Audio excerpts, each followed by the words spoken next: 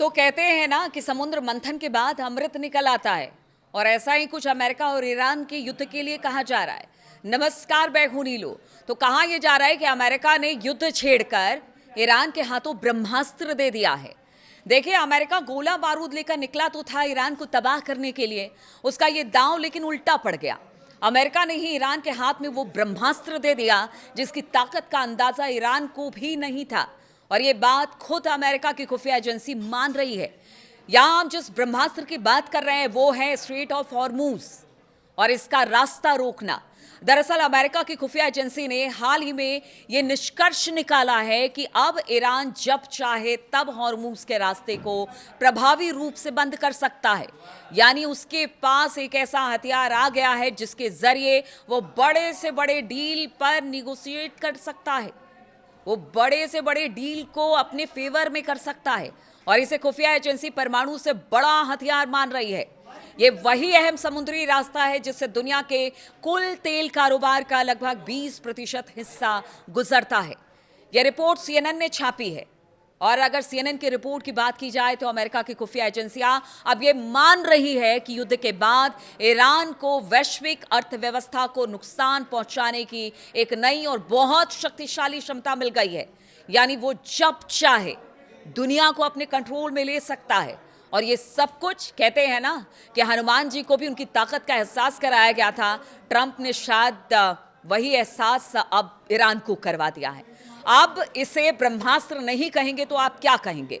Deal तो done, लेकिन Iran को ताकत का एहसास हो गया। अमेरिका और ईरान में डील हो गई। शुक्रवार को इस पर साइन भी होना है और इस फ्रेमवर्क एग्रीमेंट पर आधिकारिक मुहर लगने से पहले ही हॉर्मूज खुल गया है। डील के बाद 60 दिनों में दोनों देशों के बीच परमाणु वार्ता शुरू होगी। ये तो हो गई मौजूदा संकट को टालने वाली बात। दूसरा पहलू यह है कि इस पूरे जंग के दौरान ईरान ने दिखा दिया कि वो हॉर्मूज का रास्ता बंद कर सकता है और आप कुछ नहीं कर सकते। आप देखिए कि इतने बड़े बड़े जंगी जहाजों को लगा दिया, सब कुछ करके देख लिया अमेरिका ने, लेकिन कुछ नहीं हुआ। हॉर्मूज को तब तक ईरान ने बंद कर रखा हुआ जब तक कि उसने नहीं चाहा कि ये हॉर्मूज का रास्ता खुल जाए। जब उसने चाह लिया, हॉर्मूज का रास्ता खुल गया। तो इसीलिए अमेरिका खुफिया रिपोर्ट की बात की जाए तो अमेरिका खुफिया एजेंसियों के आंकलन बताते हैं कि भविष्य में भी ऐसे दोबारा हो सकता है। सीएनएन के अनुसार अमेरिका के खुफिया आंकलनों से परिचित एक सूत्र ने कहा कि हमने अब हॉर्मूज पर असली कंट्रोल ईरान को दे दिया है और ये किसी भी परमाणु हथियार से ज्यादा ताकतवर हथियार है। मतलब आप समझिए कि आप लड़ने गए थे और ताकत देकर आ गए। यानी आप कमजोर करने गए थे, आपने एक बड़ी ताकत दे दी। रिपोर्ट के अनुसार सूत्र ने इस बात पर जोर दिया, यानी सीएनएन की जो रिपोर्ट आई है उनके अनुसार इस युद्ध ने भविष्य में ऐसे तरीके का इस्तेमाल करने को लेकर तेहरान की सोच को पूरी तरह से बदल दिया है।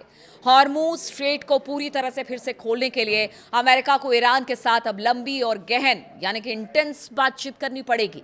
इससे यह साफ होता है कि ईरान के पास अभी भी काफी प्रभाव और दबाव बनाने की क्षमता है।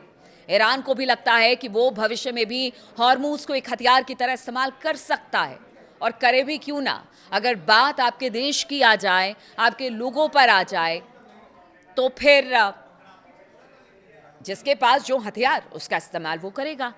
इसकी एक बड़ी वजह यह भी है कि उसके पास अभी भी हथियारों का बड़ा भंडार यानी कि ईरान के पास मौजूद है, जिसमें मिसाइलें हैं, ड्रोन हैं, मिसाइल लॉन्चर हैं, सैकड़ों छोटी तेज रफ्तार वाली नावें हैं।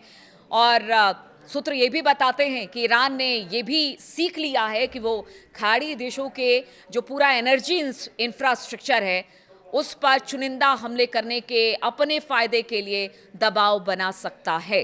युद्ध के दौरान उसने ऐसा प्रभावी तरीके से किया और अब ये उनके पास भविष्य का एक और हथियार बन गया है। यानी कि देखिए कि पूरे मिडिल ईस्ट में अमेरिका के जो एयर बेसेस है जगह जगह पर है, उनको पता है कि वहाँ पर टारगेट करेंगे तो जो ये मिडिल ईस्ट के जितने भी देश हैं उनको भी बहुत भारी नुकसान होगा, ऐसा अमेरिका और सीएनएन की रिपोर्ट में कहा गया है।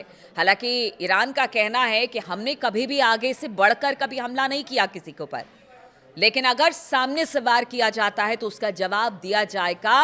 और इस पूरे युद्ध में अगर बीते साल जून की बात की जाए या इस साल फरवरी की बात की जाए, हर बार ऐसा हुआ कि हमले के जवाब में ईरान ने हमला किया। तो आप समझिए कि एक ब्रह्मास्त्र हॉर्मूज है, एक ब्रह्मास्त्र अमेरिका के एयर बेसेस है जो खाड़ी देशों में मौजूद है, और साथ ही साथ ईरान ने जिस तरह से लड़ाई लड़ी है, देखिए शुरुआत में ही उसके कई कमांडर मारे गए, उनके सर्वोच्च नेता आयतुल्ला अली खामनेई मारे गए। लेकिन अब ईरान ने जो डील किया है, वो कहते हैं ना कि एक तरह से श्रद्धांजलि है, एक तरह से उन्हें जो आयतुल्ला अली खामनेई साहब हैं उनको एक तरह से ये पूरी तरह से श्रद्धांजलि के तौर पर देखा जा रहा है। 9 जुलाई को उनको सुपुर्द खाक किया जाएगा। जो कहते हैं ना कि उनकी शहादत बेजा नहीं जाएगी, उनकी शहादत को नमन करते हुए ही ये डील होगी, यानी कि उनकी शहादत रंग लाई। और आज ईरान ने जो डील अमेरिका के साथ की है वो अपने आप में ईरान के भविष्य के लिए बहुत ही सुखद बात है। तो ऐसे में आप समझिए कि क्या हुआ, कैसे हुआ।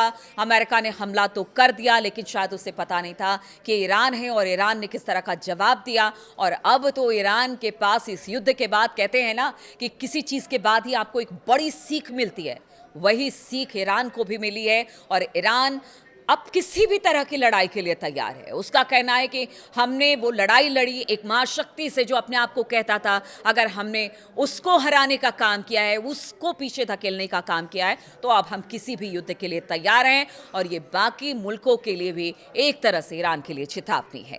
फिलहाल बहुत बहुत शुक्रिया मेरे साथ इस बातचीत में जुड़ने के लिए। आप अपने कमेंट्स भेजते रहिए, अच्छा लगता है आपके कमेंट्स पढ़ के। शुक्रिया बातचीत करने के लिए, कमेंट्स भेजने के लिए। फिलहाल बहुत बहुत शुक्रिया मेरे साथ इस वीडियो में शामिल होने के लिए।